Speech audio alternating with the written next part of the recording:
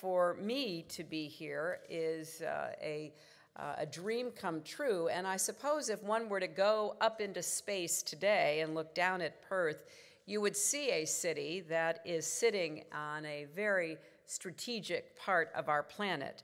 Australia's gateway to the vibrant trade and energy routes that connect the Indian Ocean to the Pacific, the oil, the natural gas, the iron ore produced here that flows through those trade routes to the entire world. It is no surprise that foreign investment is soaring, including more than $100 billion from the United States, because increasingly these waters are at the heart of the global economy and a key focus of America's expanding engagement in the region, what we sometimes call our pivot to Asia. We never actually left Asia. We've always been here and been a presence here. We consider ourselves a Pacific power.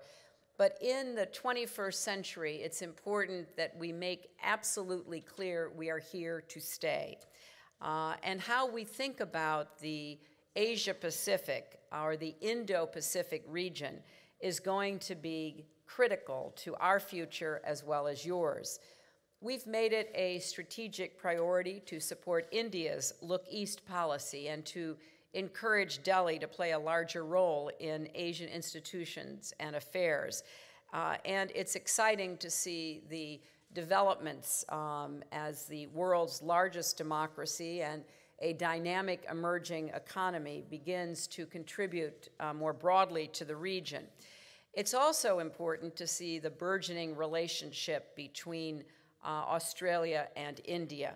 And we support the Look West policy here in Australia and certainly applaud the Australian government's strategic white paper on Asian policy.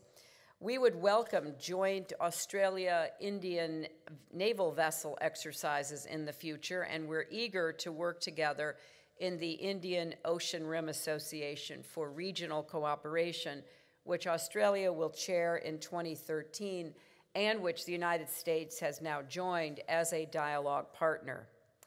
I'm here for what are called the AUSMAN meetings. These are annual meetings that our Secretary of State and Secretary of Defense hold with our counterparts, Stephen Smith and Bob Carr.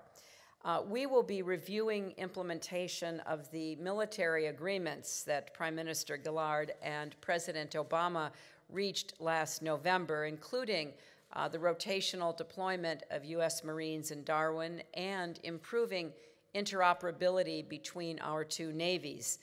These steps will help our country safeguard commerce and respond to natural disasters in the sea lanes connecting the Indian and Pacific Oceans. So here at the University of Western Australia, you are at the leading edge of a crucial strategic shift, linking two great oceans and strengthening an historic alliance. And I hope that the work that you do here will help to light the way, just as Perth did for John Glenn 50 years ago. Because when one stops to ponder it, our commercial, cultural, and personal relationships are really at the core of how we see and hope the world will develop in this century. Commercially, it's already been said, we have deep and growing ties. Culturally, we also share the values that democracies share. We share the values of freedom and human rights, of the dignity of every person. And personally, the connections between us only grow stronger. So opening this center, and so well named the Perth U.S. Asia Center, will give an additional impetus to exploring how we can broaden and deepen our commercial, cultural, and personal relationships. It shouldn't be any surprise that the United States is just as interested in Australia as you seem to be interested in us. We're constantly following your sports. You seem to have a flood of entertainers who take the American market by storm. The kinds of connections that we have between us are ones that we highly value. Now, of course, we're living in a region that is changing so quickly, and there are other countries whose interests and profiles are equally important for each of us. We look for ways to support the peaceful rise of China, to support China becoming a responsible stakeholder in the international community, and hope to see gradual but consistent opening up of a Chinese society and political system that will more closely give the Chinese people the opportunities that we in the United States and Australia are lucky to take for granted. We have great relationships with our other friends and allies from Japan and South Korea, Thailand and the Philippines. Of course, we both enjoy close and growing relations with Indonesia.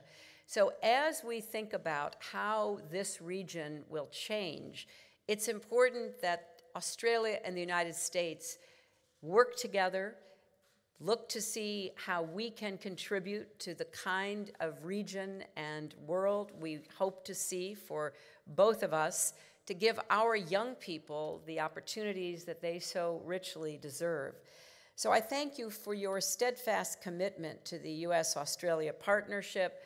It is a partnership that is of itself of importance to each of us, but it's also a partnership that must remain at the core of the kind of engagement we have in the Asia-Pacific, Indo-Pacific regions for now and for the future. Thank you all.